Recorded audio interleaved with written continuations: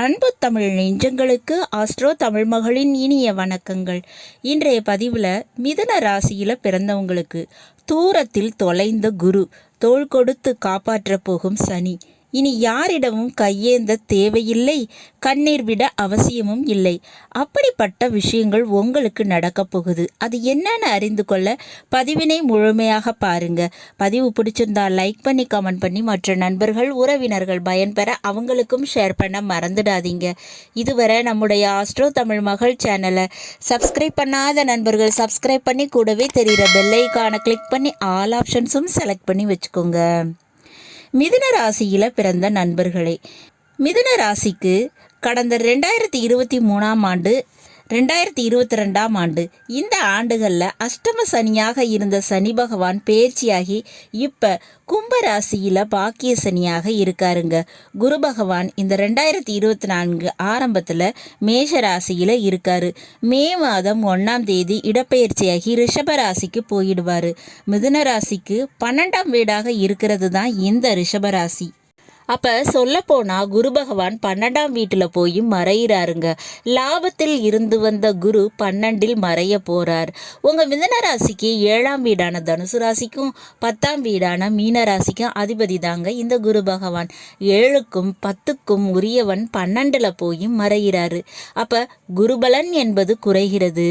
அப்போ குரு பகவான் கொடுக்கும் நிலையிலிருந்து விலகுகிறார். 7ஆம் வீடு அப்படின்றது வாழ்க்கை துணை, நண்பர்கள், உறவுகள் மற்றும் கொடுக்கல் வாங்கல், இந்த விஷயங்களை எல்லாம் குறிக்குங்க. அப்போ நீங்கள் இந்த விஷயத்திலெல்லாம் குரு பகவானை எதிர்பார்க்க முடியாது.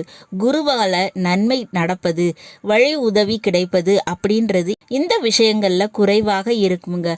10ஆம் வீட்டுக்கு குரு பகவான் அதிபதி. அப்போ தொழில் ரீதியான உதவியும் குரு பகவானால் கிடைக்க போவதில்லை. ஆனால் சனி பகவான் குரு கொடுக்காததை எல்லாம் கொடுத்து காப்பாற்ற போகிறார். தோள் கொடுக்க போகிறார் சனி பகவான். 9ஆம் வீட்டில் இருக்கக்கூடிய சனி பகவான் இவை அனைத்தையும் உங்களுக்கு ஏற்படுத்தி கொடுக்க போறாருங்க. மிதுன ராசியில் பிறந்தவங்களுக்கு திருமண வாழ்க்கையில் ஒரு திருப்பத்தை ஏற்படுத்தி கொடுக்க போறார். சந்தோஷத்தினை கொடுக்க போகிறார். காரணம் என்னன்னு பார்த்தா, மிதுன ராசியில் பிறந்த நண்பர்களே, உங்க ராசிக்கு 6ஆம் வீடாக வர்றது விருச்சக ராசிங்க. அந்த விருச்சக ராசியை சனி பகவான் 10ஆம் பார்வையாக பார்த்து கட்டுப்படுத்துகிறார். 6ஆம் வீடு அப்படின்றது எதிரி, கடன், நோய் இவற்றை கொடுக்கக்கூடிய வீடுங்க.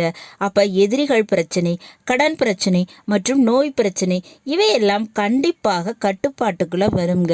அப்ப திருமண தடையானது விலகி திருமண யோகம் கிடைக்கும். கடன் பிரச்சனை குறையும். திருமண வாழ்க்கை பிரச்சனை சரியாகிடும். பிள்ளைகள் வழியில் கஷ்டங்கள் இருந்துச்சுன்னா அது சரியாகிடுங்க. வேலையில் இருந்து வந்த வேலைப்பழு, சுமை இவையெல்லாம் குறையும். உடல்நல பிரச்சனைகள் சரியாகும். உங்களுக்கு மற்றவங்களால் ஏற்பட்ட தடை, தொந்தரவு பிரச்சனை, உங்கள் முன்னேற்றத்திற்கு ஏற்பட்ட முட்டுக்கட்டை, இந்த விஷயங்களை உங்களுக்கு கொடுத்து உங்களை முடக்க பார்த்தவங்களை உங்களை விட்டே விலக்க வைப்பார் இந்த சனி பகவான். புதிய பதவி, பொறுப்புகள் நிச்சயமாக உண்டுங்க. இதில் முக்கியமாக 3 விஷயத்தில் எதிர்பாராமல் ராஜயோகத்தினை நீங்கள் அனுபவிக்க போகிறீங்க. அதில் முதல் விஷயமாக வீடு, வண்டி, வாகனம், சொத்து, அதாவது அசையும் மற்றும் அசையாக சொத்துக்களுடைய சேர்க்கையானது மிதுன ராசியில் பிறந்தவங்களுக்கு கண்டிப்பாக கிடைக்கும், உருவாகுங்க.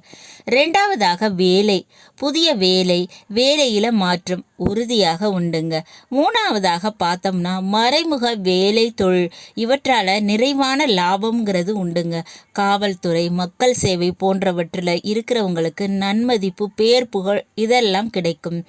வெளிநாடு சம்பந்தமான யோக வாய்ப்பு நிச்சயமாக கிடைக்கும். இதிலெல்லாம் வெற்றி கிடைக்குங்க. இவற்றில் உங்களை சனி பகவான் காப்பாற்ற போறாரு. ஸோ இந்த 3 விஷயத்திலும் சனி பகவான் நன்மையை வாரி வழங்க போகிறார். நீங்கள் அதை பயன்படுத்திக்கோங்க. குரு பகவான் 12ஆம் வீட்டில் மறைகிறதுனால குரு வழிபாடு செஞ்சுக்கிறது ரொம்ப நல்லதுங்க. அடிக்கடி மஞ்சள் நிற ஆடையை பயன்படுத்திக்கோங்க. ஒரு சுபகாரியம் செய்கிறதுக்கு முன்னாடி விநாயகர் வழிபாடு, குரு பகவானுடைய வழிபாடு இவற்றை செய்து கொண்டு அதன் பிறகு அந்த விஷயத்தை செய்கிறது உங்களுக்கு ரொம்பவே வெற்றியை தருங்க. இந்த விஷயங்களை எல்லாம் கடைபிடிங்க. இந்த பதிவு உங்களுக்கு பிடிச்சிருக்கும் நினைக்கிறேன். பிடிச்சிருந்தா லைக் பண்ணி கமெண்ட் பண்ணி மற்ற நண்பர்கள் உறவினர்கள் பயன்பெற அவங்களுக்கும் ஷேர் பண்ண மறந்துடாதீங்க. இதுவரை நம்முடைய ஆஸ்ட்ரோ தமிழ் மகள் மகள் சேனலை சப்ஸ்கிரைப் பண்ணாத நண்பர்கள் சப்ஸ்கிரைப் பண்ணி கூடவே தெரியுற பெல் ஐக்கானை கிளிக் பண்ணி ஆல் ஆப்ஷன்ஸும் செலக்ட் பண்ணி வச்சுக்கோங்க. மீண்டும் ஒரு நல்ல வாய்ப்பினில் உங்கள் அனைவரையும் சந்திக்கிறேன். அதுவரை ஆஸ்ட்ரோ தமிழ் மகளின் அன்பு கலந்த வணக்கங்கள். நன்றி.